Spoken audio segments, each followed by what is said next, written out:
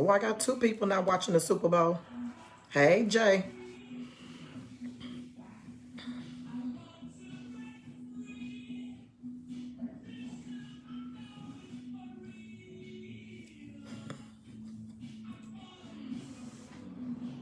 Hey, sis, how are you? I got a few friends that's not watching the Super Bowl. I almost got caught up for a quick second. Oh, y'all showing me some love on Super Bowl Sunday. Excuse my voice.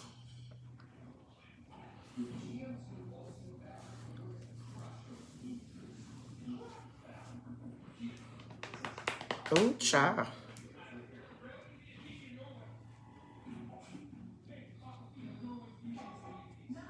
What you say? I need to tilt it. Well, actually, this is just my stage look, sir.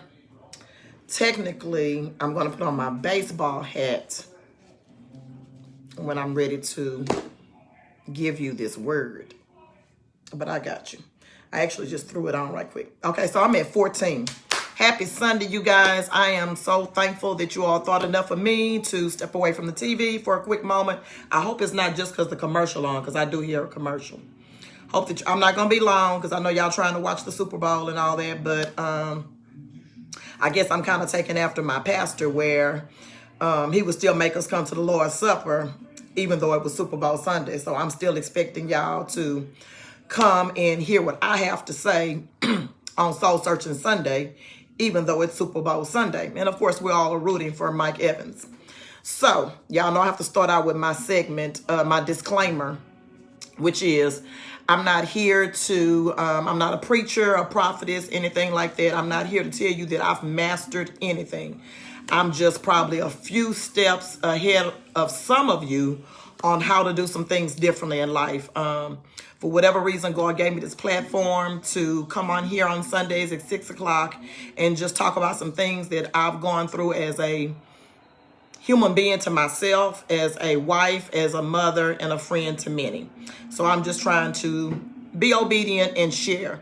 And so far, you guys have let me know that you are enjoying the information that I'm giving. Now, I must say that, of course, the things that I've been saying the last couple of weeks have not been pleasant, but they have been necessary. I'll say that again. The things I've been talking about the last couple of weeks have not been pleasant, but definitely necessary. You all know, for those of you all that follow me or have been watching me for a while, y'all know I always pick up with whatever I talked about last week, and then I just kind of let God lead me. Last week I ended it just asking you all to be more active in what it is I'm talking about. In other words, don't just listen to me on Sundays and not put it into action. So this week, my inbox was inundated with people needing me. Hey, Ash, people needing me to call them, and they wanted to tell me about things that either happened in their family already or things that are happening. So I'm here again until God tell me to move, to keep talking about this thing with us just letting stuff happen to our children. Like, one of the things I really want to run home with you all this week is pay attention to your children. Like, all I keep hearing are older children telling me that they tried to tell their parents what was going on, that somebody was touching them or someone was hurting them or something was going on, and their parents didn't pay them any attention. Like, if you notice that your child is all of a sudden being rude, moody, quiet, loud, if you see a change in your children and you know that that's not their normal behavior, don't just assume they're just going through teenage blues or however, whatever we want to call it, or they're just being moody, or they what was the saying our parents, I know my mom and them used to say, they smelling yourself, you smelling your piss. Let's not just assume that, because I've heard too many stories this week from me talking last week, from grown people telling me that they tried to tell their parents in an indirect way that something was going on, that someone in the family was touching them, that something inappropriate was happening, and those signals were not caught. I don't want the parents to feel bad about that, but let's do a better job at noticing if something about your children is a little off key. Like, they're normally loud, they're usually in the living room associating with family, and all of a sudden they're withdrawing and in their rooms. If they tell you, I just don't want to be around anyone anymore, and that's not something your children normally do, like, ask 50 more questions than you would normally ask.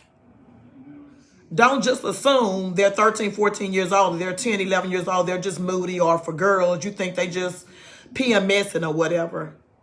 I'm hearing way too many adult children tell me that they reached out for help, but they didn't get what they needed from their parents. No, they didn't come out and say, Uncle so-and-so is touching me, or Grandpa so-and-so did this to me. They were saying it in code. Nevertheless, I still need us to do our part in picking up on those messages. Those things, like I say, if you see that your children are just changing up on you, don't just assume they got a funky attitude. Investigate. Because this is the thing. When it's all said and done and they're grown and it comes out later, I promise you, you would feel much better about yourself to know that you went the extra mile to ask that child or to give them the help they needed or to pull that out of them than to know that you just dismissed it. I constantly try to go back and think, what did I miss with my own child? So I'm telling you, again, a lot of what I'm telling you all is things that I've experienced. Think back. Look at your children. Pay attention. Don't be so busy to send them to their room. Don't be so busy to be glad that they're out of your hair, that you're not paying attention what's going on with them. Then if your children are grown and you're around your grandchildren, pay attention. Pay attention to your grand. But like Kai probably be almost wanting to say something because I just keep saying, well, what's wrong? Well, why you don't want to talk? Like, I asked 9,000 questions. I promise you all, the stories that I'm hearing, the things that people are coming, inboxing me, calling me. That's why my voice is messed up right now. I feel like I went through a purging of the information that I heard just this week from people who are grown now, who had to suffer through not being able to properly place that emotion of knowing that they had been violated and nobody helped them. And then they became grown and that emotion is still there. And then they become worried about their children, but they still don't know how to properly deal with the situation because they never dealt with what was wrong with them. And then you have family being all these different emotions. Everybody want to feel a certain kind of way. The most helpful thing that people could do is to remember the victim. Don't get so caught up in how you feel or protecting what you may or may not have done wrong or right in the situation that we forget the victim. Let's stay focused on the victim, the person who was victimized.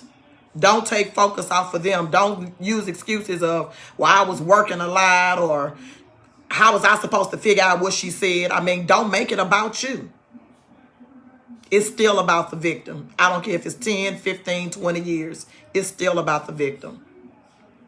A person never not becomes the victim. They may not want to live in a victim state of mind, and that's great because that means that they are healing from it. But we shouldn't ever think that they don't ever need to be still treated like the victim, if that makes sense.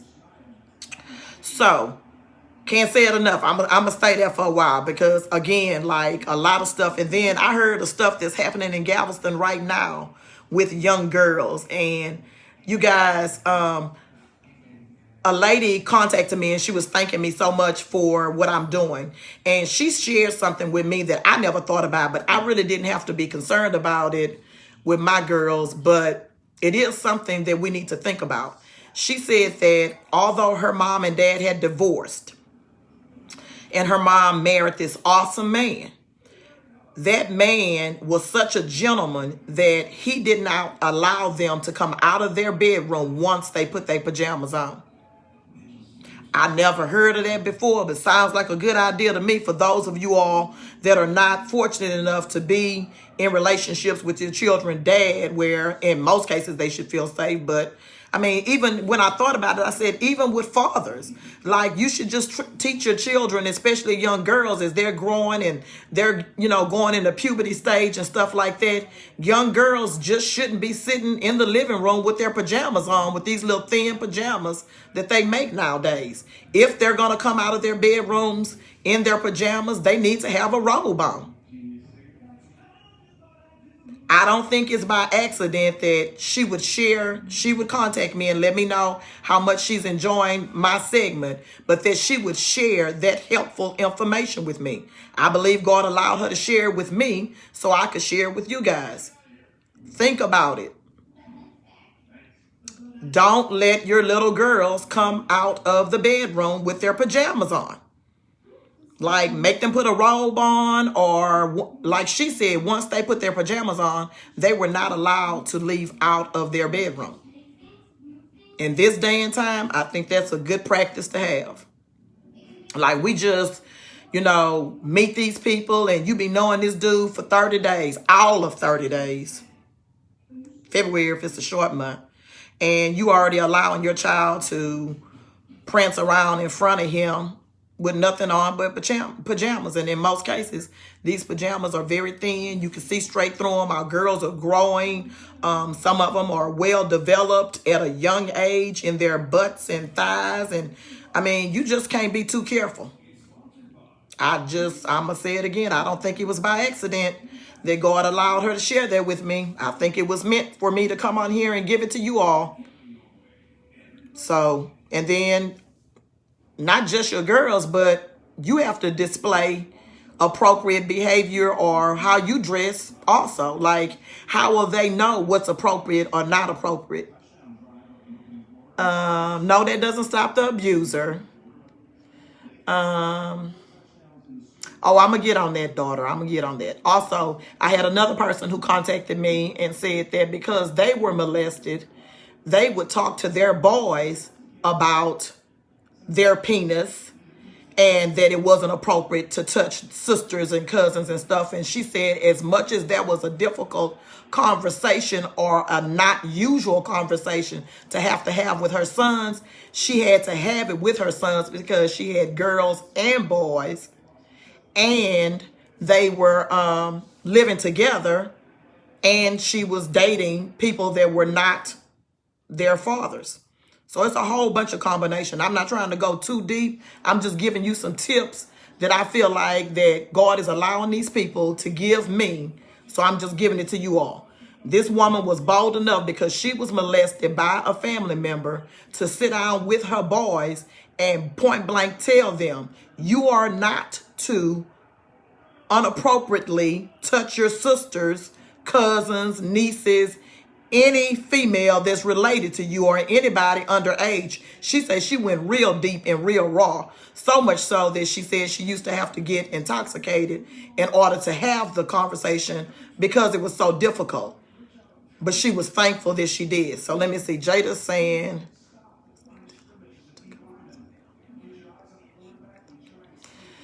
well, that's like telling women to cover up.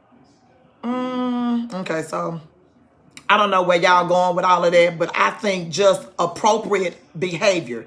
There's no stopping the abuse, period. I understand all of that.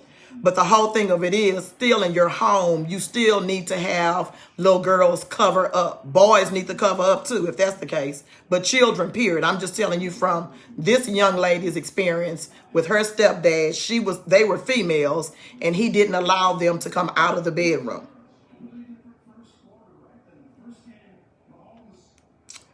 So let me see. You can't be fully dressed and still be molested and taken advantage of in baggy clothes or gonna be pervert regardless. Yeah, I understand all of that. You guys are, I'm gonna say this again, put my disclaimer out here. All I'm saying is do your due diligence. Yes, that's not going to stop them from doing what they need to do. That's why we need to be careful about who we let in our homes to begin with. We could back this train up all the way to, let me just go back to doing what I do best. So let me share y'all a story. Like, I understand some things took place with my mom and her children. My mom had older children than me. Like, I'm 14 years younger than my sister. So my siblings were much older than me. So I know for a fact that because of some things that happened with my mom and her boyfriends and my older siblings, my mom handled things differently when I came along. So when my mom and dad divorced, as a little girl, no, I didn't know that my mom had a boyfriend because I never seen anyone, never picked up the phone and heard anyone. But as I got older, when I got in my teenage days, when I would come from spending the weekend with my dad, I could tell that a man had been at the house because there would be a cigar or something, or when we would wash clothes the following weekend, I would see lingerie. Well, I believe that my mom was very careful with how she dealt with me because of what had happened in prior times. So what I'm saying is she learned from her mistakes. Does that make sense? I think that she learned what went wrong the first time and made sure it didn't happen to me, because I never seen a man. So are you strong enough to never bring a man around your children? I don't know. I'm just telling you what my mom did the second time around. So to back that train up, to keep from worrying about if your children coming out the bedroom with inappropriate pajamas on and all that different stuff. And then, just saying all of that in the direction y'all trying to take it, even if you let your children go spend the night at other people's house, you need to teach them not to come out of other people's bedrooms unappropriate. Like, even if that's something that their little friend does, you should teach your children that when they spend a night at anyone's house, grandparents, friends, aunts, godmothers, godfathers, or whatever, don't get so comfortable that they come out of anyone's bedroom dressed inappropriately, because you can't control what happens at everybody else's house. You don't know who else everybody else has at their house. So that's where I'm going with that, with the dressing thing. Teach your children how to dress appropriately no matter where they are. And when I say appropriately, I mean cover up. Teach them that you shouldn't be on here with all your breasts out or sitting around with pajamas on and no underwear and all those type of things. I've seen young girls in grocery stores, at the dollar store, with those little thin pajamas on with no underwear. So yes, there are pedophiles everywhere, but you still should dress appropriately. That's where I'm going with this. I'm not trying to dig deep into all that other stuff. That's not my field. That's not where God is directing me. I'm simply giving you all some tips on how you can do some things differently. Simple things that I know God is bringing to me. Like, I know God told that lady to talk to me and encourage me about this soul searching segment, and then tell me how her stepfather was so strict with them, he didn't allow them. So that's where I'm going with it. Let me see what else I heard.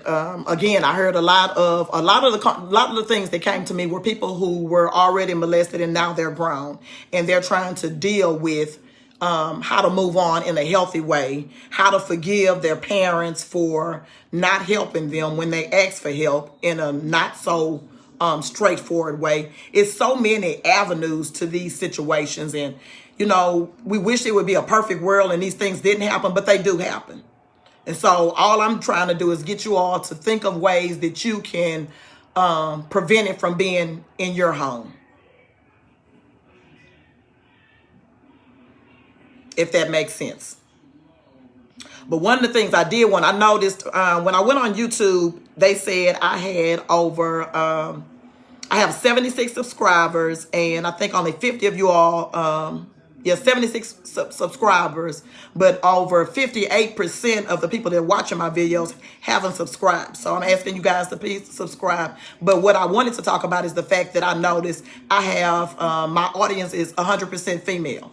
So I wanted to dig deep, a little deeper with you guys, and talking about relationship and things that we allow in relationships that when we look back and you see your children struggling in those same areas in relationships and you don't say anything, you don't be honest with them.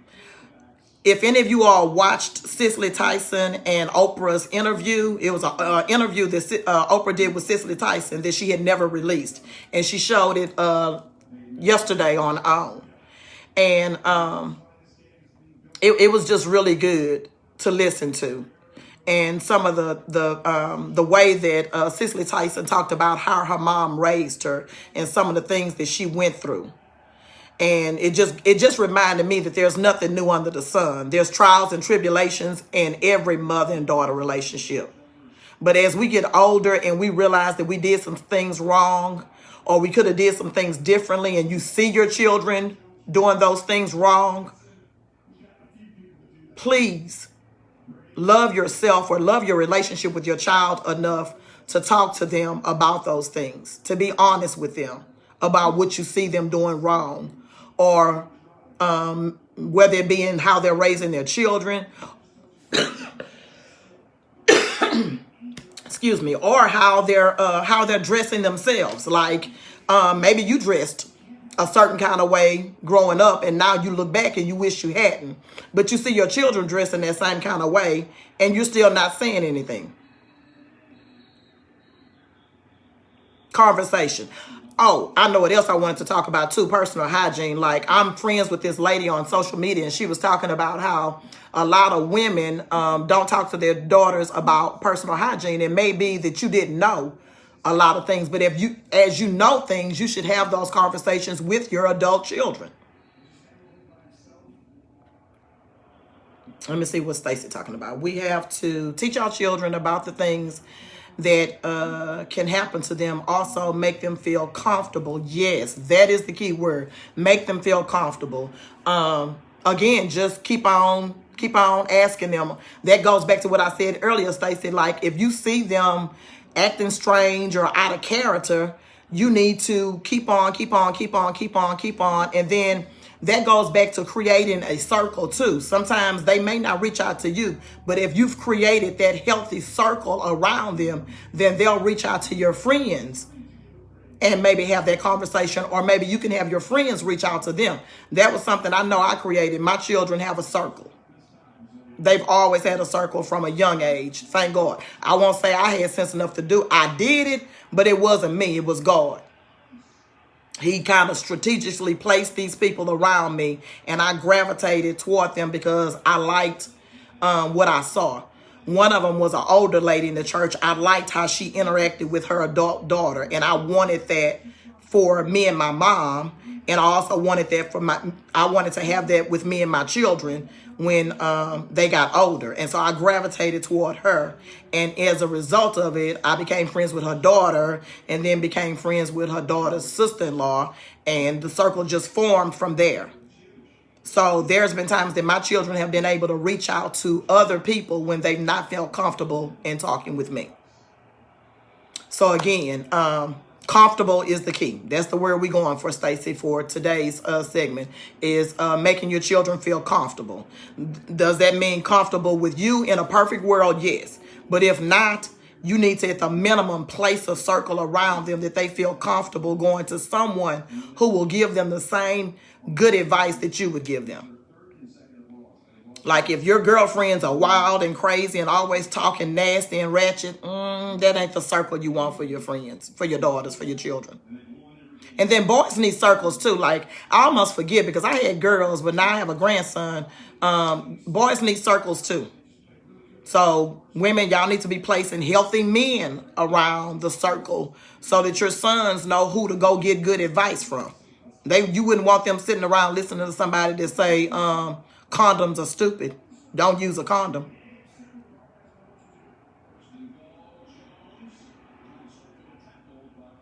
But back to the I made me get off. I really wanted to talk about the personal hygiene thing. Like, this lady made a lot of sense about a lot of things that I don't really remember my mom talking to me about personal hygiene. I don't. I remember me being nosy and looking in the bathroom and reading and seeing different things. And then when I started staying with my dad every other weekend, I started looking and reading different things that my stepmom had that my mom didn't have. And just going to the store and buying things, just being curious, but no real direction. No real direction. And then you can't just assume the doctors are going to tell you, like, unless you ask, certain questions or whatever. But we just need to do a better job at communicating. And how can that happen if I don't tell you that I didn't do a good job at communicating myself? So how will you know that these are things that you maybe need to do if somebody don't stand up and say, hey, I didn't do those things quite right either, or I did, and this is the result of what I got? I don't remember having a whole lot of conversation. I know I was on the shaving thing. Like, my mom was, oh my God, she would have a fit if you had hair under your arms. But did she tell me about the appropriate amount of hair you should have below, or no hair versus some hair? No. Those are things I had to learn by having giggly, silly conversations with friends, or Googling out of curiosity and all those kind of things. So why am I talking about all that now? Because those are things that I wish I had educated myself about, so I could have properly told my girls, and they could have made intelligent, or we could have made intelligent decisions together. So these are the kind of things that God had me talking about, just because I want you all to make better choices than I made. I want you to learn quicker than I learned. I want your children not to struggle as long as I struggled with coming forth about some things I did or did not do right in parenting, if that makes sense. So if you know you didn't do a good job with talking to your children about personal hygiene, and you notice some things about them that's not quite right, don't sit there and see your children struggling. Or you sit there, see them with hair under their arms where they could darn near plaited, and you're not saying nothing.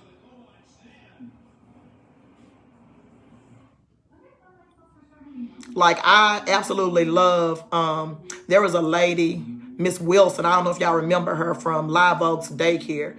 She used to just, I loved how the fact that she would always compliment me on how well at the time it was just Kayla, how well Kayla smelled. And she just couldn't believe that I had Kayla putting deodorant on at such a young age. But I mean, if you notice that your children start sweating, you need to, and quick, y'all be so quick to turn them over to the bathtub, let them bathe themselves. Y'all need to bathe these children a little longer. The teaching process needs to go a little bit longer than you all are doing it. Y'all ready at age 2 to give them the towel and turn them over in the bathtub and expect them to know to clean under their arms and how to properly clean between their legs and all that? No, ma'am. No, sir.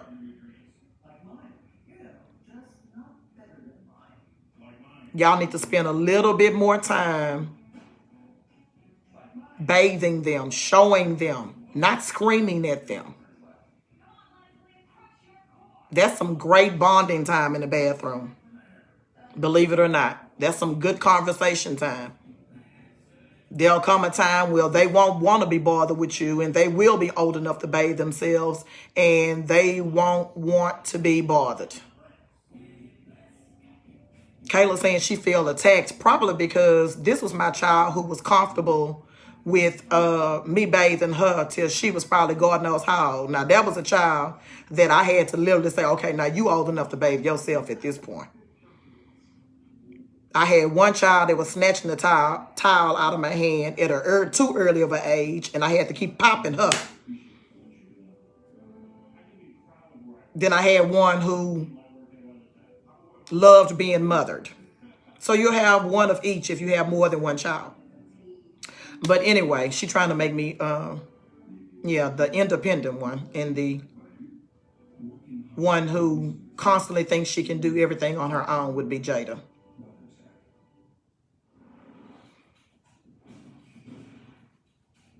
Well, you brought it up, Kayla, so I was just letting them know why you were saying that. But anyway, Yeah, y'all need to spend more time with these babies. Like, I promise you, there were times I would go in my children's room and want to have a conversation with them, and they be like, nothing.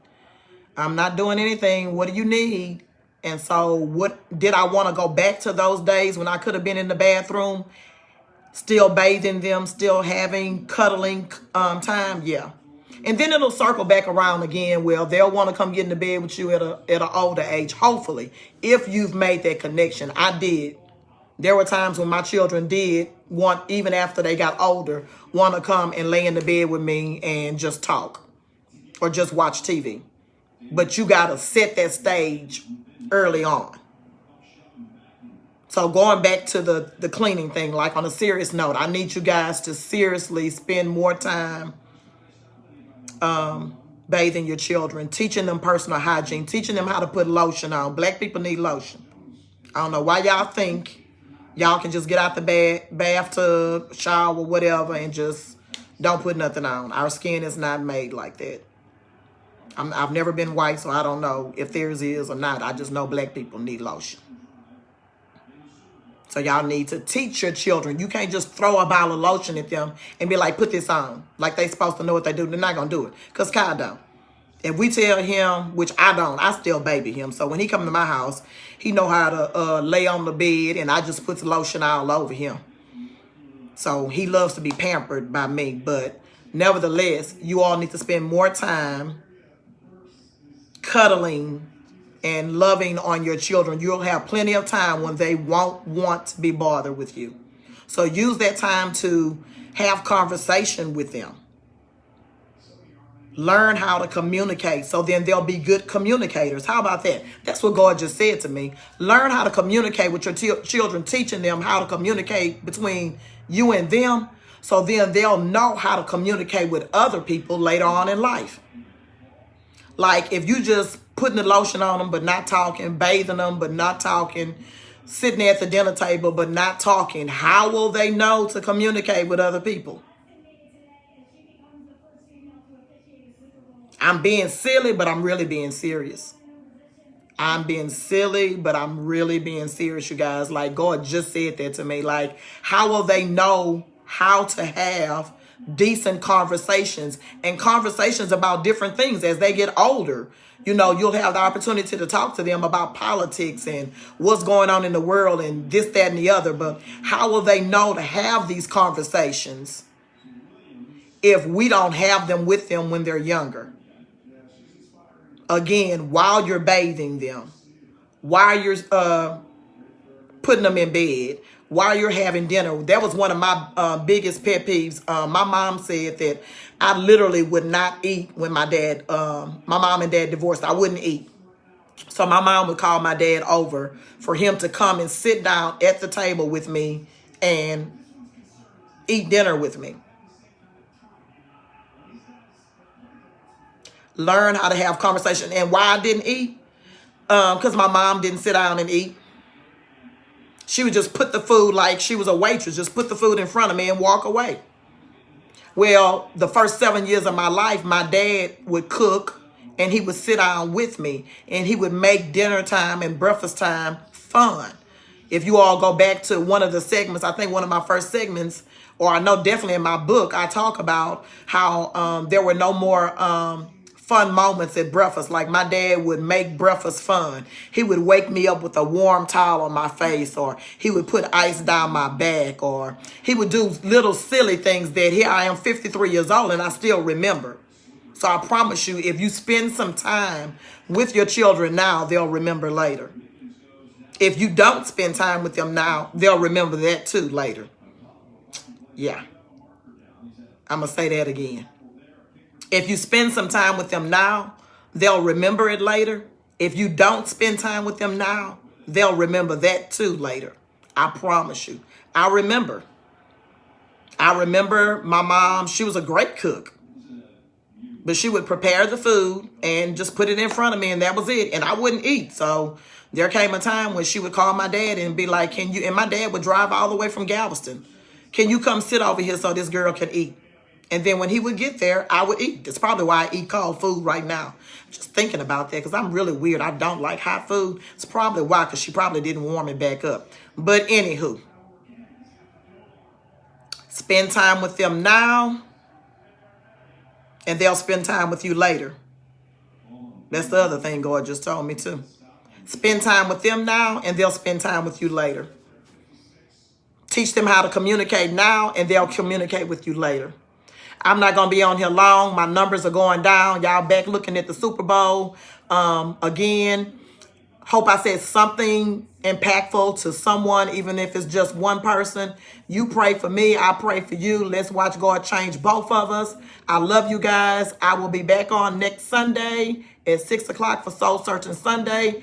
If you have not subscribed to my page on YouTube, please, please, please go and subscribe.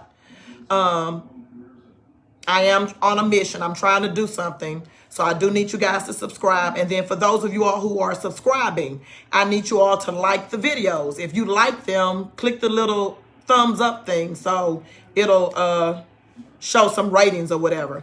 But again, thank you guys for joining me again. What did I talk about today the most? Was communication. Communicate with your children. Talk, talk, talk, talk, talk. If something don't seem right, keep digging, keep digging, keep digging.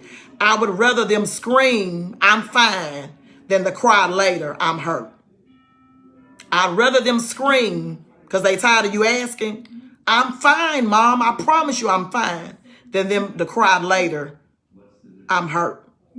Spend some time bathing those babies, having some communication dialogue with them. Spend some time sitting at the dinner table with them. Spend some time kneeling on the side of the bed, showing them how to pray. Pray with them. I love you. And I'll see you all next Sunday.